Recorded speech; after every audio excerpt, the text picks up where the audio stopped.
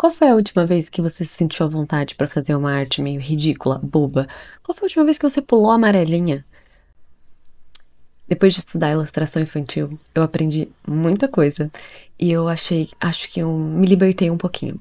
Então, hoje eu quero trazer lições que todo artista deveria aprender, mesmo se você nunca fez uma ilustração infantil e essa não tem nada a ver com a sua área. Bora! Curiosamente, quando eu era criança, eu não gostava desse tipo de literatura infantil. Eu gostava muito daqueles livros mais de biologia, sabe, para criança, tipo aqueles livros de borboleta, sobre a espécie das girafas, eu não sei o quê. Então, o livro de mamíferos eram os livros que eu mais lia na minha infância. E quanto mais eu fui crescendo, eu acho que mais livre para brincar com as cores, para ser mais colorida, para poder fazer coisas ridículas. Eu acho que eu me sinto mais confortável com isso. E, e é por isso que eu quis fazer esse vídeo. É por isso que eu quis fazer esse vídeo, para achar que, para mostrar e falar para você coisas que eu aprendi e que eu de verdade acho que todo artista, mesmo se você não for da ilustração infantil, então todo artista que nunca fez ilustração infantil, nunca trabalhou com criança, deveria aprender. Eu nem preciso falar que o primeiro item dessa lista vai ser desenhar feio, né? Vamos desenhar feio? Então vamos desenhar feio. Eu vou fazer um convite. Chama seus amigos, sério, chama seus amigos pra ir num bar, pra ir na sua casa. Agora tá na moda, né? Fazer encontros com arte, então fazer massinha, fazer desenhar prato, sei lá, eu, com despedida de noiva. Não sei, agora eu vi umas trends dessa no Instagram, no TikTok. E, sério, façam isso. Peguem amigos que nunca desenharam, chamem eles pra desenhar e vê o que acontece. E se você é de outra área, se você é da fotografia e nunca desenhou, desenhe.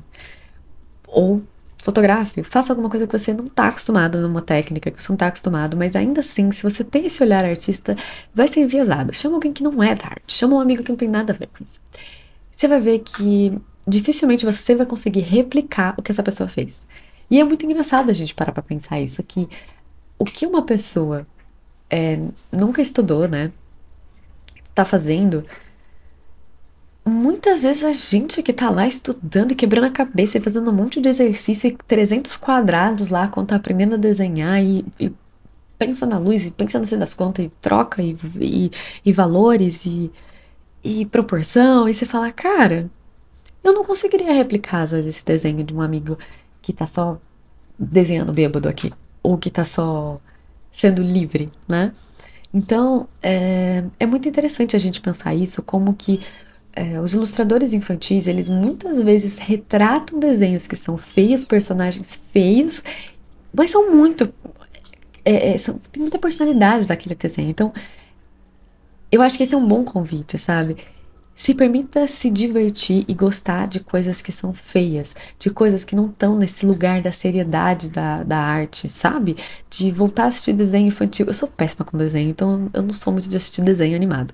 Mas eu gosto de livros infantis, é algo que eu curto muito por isso. Então eu gosto de passar no sebo e ficar lendo livros. Então eu também não preciso falar que esse vai ser a dica de hoje, né? Passar no sebo, passar na livraria, na biblioteca, parar na sessão infantil e ficar folheando aqueles livros ilustrados lá e fotografar tudo aquilo que você achar interessante, personagens diferentes, esquema de cor. É muito interessante você olhar aquele universo. Então, se permita desenhar feio, se permita. Quanto mais feio você puder desenhar, mais você vai descobrir coisas muito interessantes na sua composição, na capacidade de fazer coisas, na capacidade de você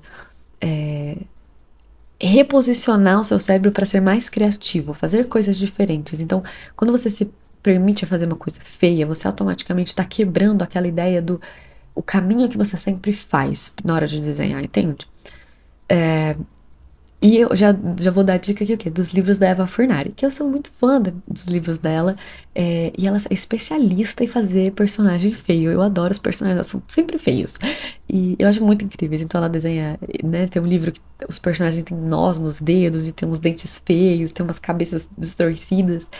E eu fico, cara, eu que gosto muito dessa proporção estranha, né? Dos corpos. É brilhante isso.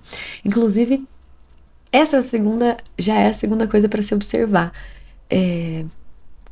Quando você não é da área abstrata, todo artista tem essa dificuldade, né, com as mãos, com os pés, de entender proporção, de entender anatomia, de entender, cara, como que eu vou, vou medir as cabeças, são 7,5 cabeças, são 8 cabeças, tem umas que são 9,5, tem até desenhos com 10 cabeças. Então, como é que a gente faz essas proporções de desenho? Como é que a gente.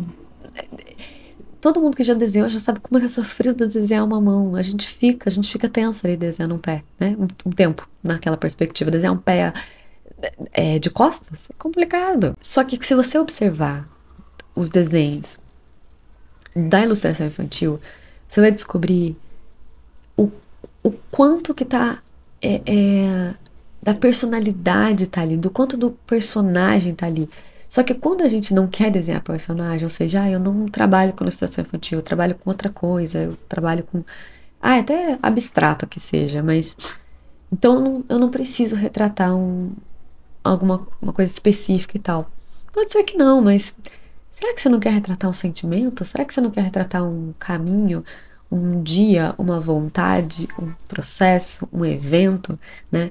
Então, se você for estudar, eu vou fazer um vídeo sobre isso, como cada traço retrata a personalidade de um personagem. Então, você vê muitos personagens, existem as exceções, tá? Mas existe uma certa regra mais generalizada que personagens mais arredondados são personagens mais fofos, mais carinhosos. Personagens mais retos, com linhas retas e pontudas, são personagens que são mais sérios. Então, quando a gente vai tratar isso, essa é a pergunta. O que a gente está fazendo quando a gente usa linhas mais arredondadas? O que a gente está fazendo quando a gente coloca régua, quando a gente coloca linhas mais retas nos nossos desenhos? E eu acho que observar toda essa personalidade e característica dos personagens da ilustração infantil pode ser muito valioso na hora de você retratar as suas linhas e descobrir as suas linhas. Então, vamos brincar disso, da perspectiva e da anatomia, né? Por que a gente olha o Abaporu e acha maravilhoso, mas quando você tá lá chorando 3 horas porque não conseguiu desenhar um pé direito, você fica tensa. Nossa, um pé direito, parece que eu tô falando de pé direito, né? Não. Um pé de uma forma direita. Um pé técnico. Quando você não conseguiu desenhar uma mão, uma cabeça na proporção que você queria, você chora em vez de você mergulhar. Então, se você tá com dúvida de desenhar um pé porque ele tá saindo maior, faz uma vapuru, entendeu? Mergulha no seu erro, mergulha no extremo do que você possa trazer de característica para aquele desenho, para aquela personalidade, né? Na época que eu dançava, eu tava fazendo esse roteiro, eu lembrei, na época que eu dançava, tem até tem uma coreógrafa chamada Gillian Myers. Eu não sei se é Gillian ou se é Julian. Eu vou colocar aqui. Que ela tem um projeto de coreografias que são as Seaweed Sisters. E eu lembro que quando eu vi essa coreografia delas, eu fiquei chocada. Porque. Ai meu Deus, que fofo! Aqui me fez uma coisa muito fofa agora. Vai, minha filha. Olha, é muito fofinho. Desistiu? Tá bom. Voltei. Aqui tava brincando, tava muito fofo. Ela tem um projeto com essas coreógrafas que é chamado Seaweed Sisters. E é muito engraçado. Quando você tá ali dançando, cara, é muito difícil quando você vê tudo aquilo que é engraçado ser valorizado na arte. Parece que não é sério. E quando eu falo sério, aqui eu tô falando daquela seriedade do ser valorizado. Você não vê uma comédia ganhar o Oscar. É muito difícil. As pessoas colocam melhor comédia, mas nunca é comédia. Nunca é uma coisa engraçada, nunca é uma coisa esdrúxula, nunca é uma coisa escrachada, nunca é uma coisa. Então, assim, nunca é o ridículo. E o exagero, né? Então, quando eu dançava, essa busca de provar para as pessoas que eu sou uma artista séria, de que minha arte tem que ser valorizada e tal, muitas vezes eu tinha muito medo de tentar ser engraçada. E eu não acho que eu sou tão engraçada quando eu tô fazendo arte e tal, mas eu quero isso, eu quero buscar isso de alguma forma. E essa coreografia me marcou muito por isso, porque, cara, elas são engraçadas, elas são escrachadas, elas têm umas expressões muito. Elas contam uma história que é muito diferente ver coreógrafos montando isso. Então, quais são os artistas que você conhece que se permitem serem ridículos, ficarem bobos, sabe? Artista tem um ego deste tamanho. Então, assim, será que você se permite ser ridículo, entende? E eu sinto que a ilustração infantil ela traz muito isso pra gente, essa lição, sabe? O próximo exercício é uma brincadeira. A Kimi tá meio maluca, então aquele recado de sempre, talvez ela vai estar cavando aqui o azulejo. A próxima dica que eu quero passar é um exercício que eu costumo fazer, que se chama massa compositiva, né? Basicamente é você pegar um livro de ilustração infantil, tem que ser ilustração infantil, mesmo que seja outro ilustrado, não vai valer a pena porque não vai ser tão divertido, eu aposto. E você vai copiar, né, o esquema de composição que está naquela página, do que está naquela capa. Esse exercício é muito comum quando você vai estudar arte, tá? Você vai trabalhar esquema de composição e esse exercício é muito passado quando você vê uma tela, né? Quando você vai no museu, aí você vai lá, você vai ver a composição, olha como essa, né, a regra dos terços, a regra do sei o quê, a proporção áurea, isso é comum nos estudos, né? Mas eu comecei a fazer essa brincadeira porque eu não sou formada em design gráfico. Então, se você é formada em design, então talvez esse exercício pareça bobo, tá? Mas é um exercício bem bacana se você tá faltando um pouco de criatividade, sabe? Pra na hora de criar alguma coisa diferente. Se você não é do design, pra te situar, basicamente quando você vai estudar diagramação, você vê os elementos e a importância que tem cada coisa nos elementos ali da página. E quando eu fui, quando eu tô meio tá difícil de criar aqui, a composição pra mim é uma dificuldade. Então, copiar essas massas compositivas, você copiando a posição dos elementos naquela página, você brinca de observar melhor o ritmo visual que foi escolhido por aquele autor e como ele equilibrou os elementos. Então, se tem um texto e tem um desenho, o que está mais importante ali? Então, pela própria faixa etária do livro, você vai ver que o texto às vezes não é tão importante, as imagens são mais importantes, mas ele existe de alguma forma, então ele tem que ter um espaço só dele, entende? É um detalhe, pode ser um detalhe o texto, mas ele tem que ter um espaço só dele. Quais são os detalhes que estão na ilustração que tem que ter os espaços dela ali naquela ilustração, né? A gente, de novo, a gente coloca uma seriedade muito grande de olhar isso num livro muito, numa tela de um museu, uma tela enorme, mas qual vez você fez isso num livro infantil da sua infância?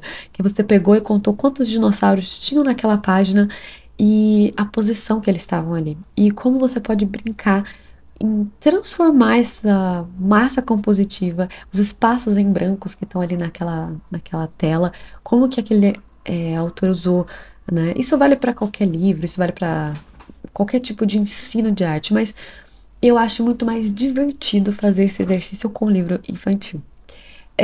Um outro exercício muito legal para a gente aprender com livro infantil é você é um laboratório de ideias criativas e multitécnicas. Porque quando a gente trabalha com muitas técnicas, né? Às vezes é difícil você compor essas técnicas para que elas não se sobreponham, para que elas não se invalidem de alguma forma, para que elas não fiquem, para que elas estejam em equilíbrio, né? E é bem comum essa brincadeira compositiva, essa brincadeira de composição, não, essa brincadeira de técnicas diferentes, de materiais diferentes, em vários livros infantis. E a gente perde a oportunidade de sentar e ler um livro infantil e ver como aquele artista estava usando naquele momento, né? Como que ele usou o giz com a fotografia, com a colagem e a composição de cena, ele fez um cenário, ele fotografou, e aí ele pintou, e aí ele terminou digitalmente. Então, é um laboratório visual bem legal a gente observar essas técnicas diferentes e como elas brincam entre si nos livros infantis. Então, por hoje é só isso. Essa criança que não para de chorar. Então, eu agradeço muito de você ter ficado até aqui. Me conta qual é o seu livro infantil favorito. Eu convido vocês a lerem mais livros infantis, a fazer uma pequena coleçãozinha de livros infantis. Eu vou indicar aqui um canal no YouTube que sempre fala desses livros, é muito legal.